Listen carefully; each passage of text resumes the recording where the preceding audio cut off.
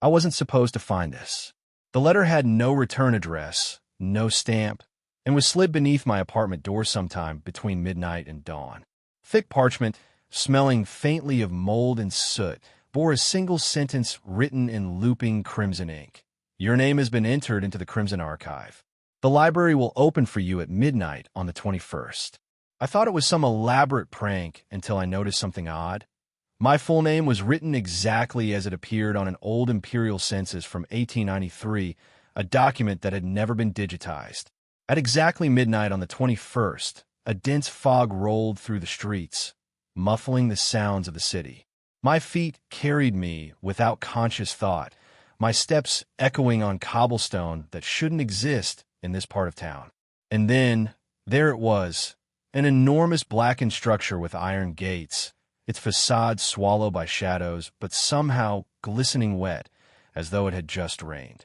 Above the entrance, a weathered sign read, Imperial Archive. Restricted inside, the air smelled of candle wax and damp stone. A cloaked librarian greeted me, without surprise, as though I had been expected for centuries. His voice was like parchment tearing. Every book here was written before it happened. I didn't descend those steps because I was brave. I went down because something in the stale air called to me, not with a voice, but with a weight, a pressure at the back of my skull. The iron stairwell was narrow, so narrow my shoulders brushed the cold walls. Every footstep echoed down into darkness, overlapping with another sound far below, a faint, dragging shuffle, as if something was moving without rhythm. The deeper I went, the more the air thickened. It didn't smell of dust or rot, but of wet stone and something metallic, almost like blood left too long in the sun. The flickering light from my phone painted the walls in jerky shadows, revealing what I first thought were carvings. Thin vertical marks, uneven and long, some clustered in 3s and 5s. But they weren't carved. They had been scratched deep into the stone, and in one place I saw the pattern curve into something that almost resembled letters. Not in any language I knew, but in spirals and slashes that hurt to look at. By the time I reached the bottom, the walls changed from stone to something older, smooth, black slabs set perfectly together, without mortar, without cracks. The floor here was slick, as if condensation was bleeding from the ground itself. My light fell on a doorway ahead, sealed with a rusted iron gate. Beyond it, the shadows felt thicker, as if the dark itself was an occupant waiting patiently. I found a lock hanging open, the pad rusted through.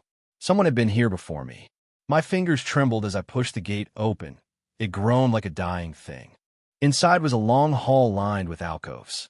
In each alcove sat an object, a cracked porcelain doll, a tarnished helmet, a stack of rotting books whose pages were blackened like charcoal. None of them seemed valuable, but they had a weight, not physical, but something you could feel in the marrow of your teeth. The further I walked, the stronger that pressure in my skull became, and with it came something worse, the whispers. At first they were faint, like water running through pipes, but soon they formed words. Not English, not any human tongue. My skin prickled, and I realized the sound wasn't coming from ahead.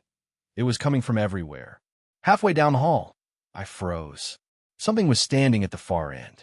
It was tall, impossibly tall, draped in what might once have been robes, but were now tattered and clinging. Its head was bowed, face hidden. One arm was long and thin, ending in a hand with too many joints. In that hand it clutched a lantern, but the light inside wasn't fire. It was a swirling, liquid darkness that seemed to swallow my phone's glow. I don't remember taking a step back, but my heels scraped the floor, and the sound echoed like a gunshot. The figure's head tilted, not in curiosity, not in recognition, but in a slow, deliberate acknowledgement, as if it had been expecting me. The whispers stopped. The silence was alive. Then the lantern's darkness spilled upward, blooming into tendrils that crawled along the ceiling. The hall began to warp, alcoves stretching like mouths opening, the floor sinking under my feet. I wanted to run, but my legs refused. That's when I realized the most terrifying thing of all. The figure wasn't in the darkness. It was the darkness. The deeper I went into the asylum's underground corridors, the more the air seemed to solidify, thick, heavy, and strangely warm, like the breath of something vast and unseen. My flashlight beam cut through clouds of swirling dust, illuminating rusted pipes that seemed to pulse faintly, as if carrying not water, but something alive. A rhythmic metallic tapping echoed ahead, faint at first, then steadily louder. It sounded mechanical until I realized it was in perfect sync with my heartbeat. Every step I took, the tapping followed, never ahead, never behind, always in rhythm. The corridor split into two narrow tunnels. The left was pitch black, the right glowed faintly with a yellow light that flickered like candle flames. Against my better judgment, I went toward the light. What I found was not a room, but a chamber lined entirely with mirrored panels, each warped and discolored with age. My own reflection stared back at me from dozens of angles, but something was wrong. In one of the mirrors, my reflection smiled, while I stood frozen, expressionless. I stumbled back, hitting another panel, and heard a whisper that was not mine. "You've come for the ledger." The voice was soft, almost soothing, but it slithered under my skin. My flashlight flickered violently, and for an instant, the room filled with figures, emaciated patients in tattered gowns, their mouths sewn shut with black thread, their eyes wide and unblinking. When the light stabilized, the room was empty again. I was about to leave when I noticed a small hatch in the floor beneath one of the mirrors. It had an iron ring for a handle, and the metal was slick with condensation. Pulling it open released a blast of stale air, carrying the stench of mildew and something far older, something that smelled like graves.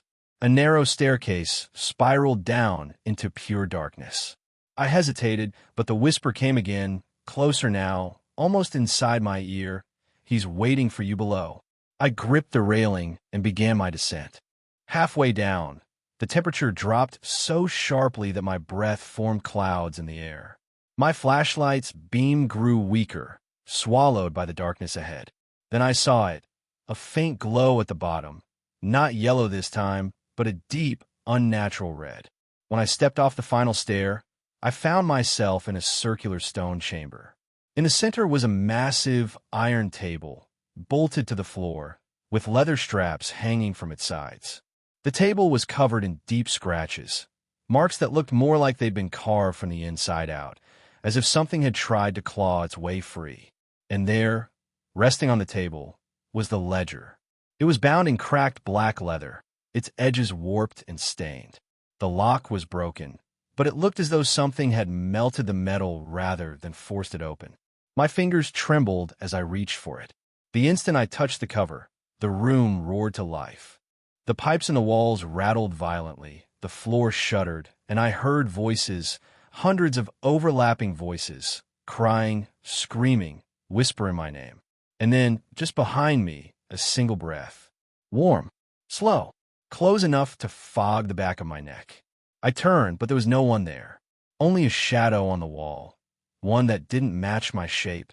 The deeper I ventured, the more the air felt like it was pressing down on my skin. I had passed the final known tunnel in the maps stolen from the archives. Everything beyond this was uncharted. The walls here weren't just stone. They were carved with hundreds of eye-like shapes, each etched with meticulous precision.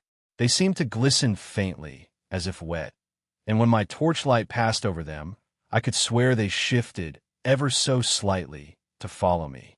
A low hum began to rise from the ground. Not mechanical, not human. It was like a swarm of distant bees mixed with a funeral chant. My boots crunched over scattered bones, human and animal, all broken clean in the center of the ribcage, as if something had bitten through them with one perfect, unbroken motion. At the heart of the chamber stood a monolithic slab of polished obsidian, impossibly smooth, reflecting the torchlight like liquid. Embedded in its surface was a single massive eye, at least 2 feet across, ringed by gold and inlaid gemstones dulled by centuries of dust. It blinked. I dropped the torch in shock, and in that instant, the walls erupted in whispers, not in a language I could name, but in sounds that dug into my mind like splinters. The carved eyes bulged, their stone lids peeling back to reveal wet, glistening organs where no life should exist. I stumbled backward, but the floor beneath me gave way slightly, and a circle of intricate gold inlays lit up under my feet. I recognized the markings from a sketch in one of the stolen letters, an imperial binding sigil. My chest tightened. My limbs began to tremble uncontrollably.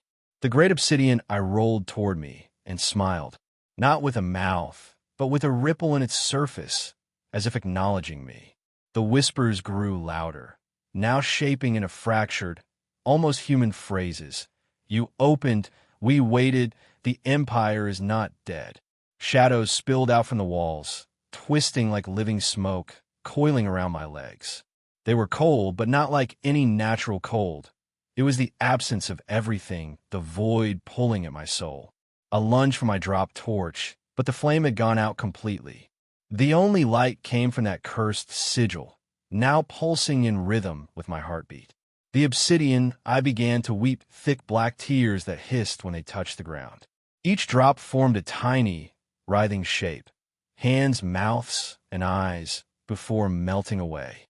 And then, I heard it, a single, heavy step behind me, the sound of metal dragging along the floor. I turned slowly, heart pounding, and saw a figure emerging from the far shadows, cloaked in ancient imperial armor, gilded but rotted, its helmet fused to bone. It raised a long, jagged blade, still dripping with something dark and thick, and a voice that rattled the stone. It spoke a name, my name. The chamber's eyes all turned to stare directly at me. My heart pounded fiercely, each breath feeling like a weight crushing my chest. The glowing sigil now bathed the entire chamber in its eerie light, pulsing in rhythm with my racing heartbeat. The ancient soldier, gripping the jagged blade, repeated my name. Luminaris, his voice echoed, both cold and burning, like a centuries-old spirit calling me forth. I stumbled backward, struggling to steady myself, knowing deep down that there was no escape. Darkness surrounded me, and from within it, that shadow had come to claim my soul. Suddenly, the obsidian I shimmered and flickered, as if awakened by some unseen force. Black tears began to drip, sizzling as they touched the floor. From each drop, thousands of tiny, writhing shapes emerged, faces, hands, and eyes, reaching for me, trying to crawl inside my mind. Summoning every ounce of strength, I clutched the ledger, the curse book I had touched, and slammed it shut. A deafening roar shook the chamber, and the shadowy soldier recoiled, dropping his blade, which clanged loudly on the stone floor. The whispers faded into a thick silence, the oppressive weight lifting. The obsidian I dulled and settled back into its cold, lifeless stone, as if put to rest once more. I gasped for air, wiping sweat from my brow, knowing I was leaving with a terrible truth. This place was no mere archive.